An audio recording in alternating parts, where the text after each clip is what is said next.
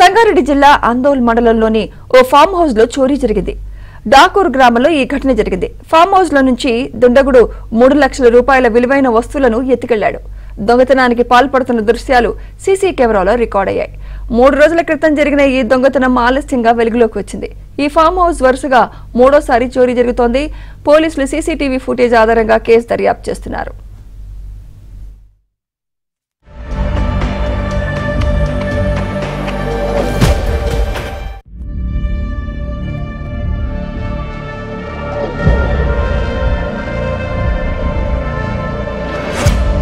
లో నుంచి దుండగుడు 3 లక్షల రూపాయల విలువైన వస్తువులను ఎత్తుకెళ్లాడు.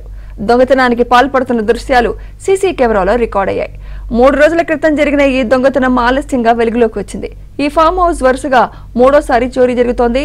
పోలీసులు సీసీటీవీ ఫుటేజ్ ఆధారంగా కేసు దర్యాప్తు చేస్తున్నారు.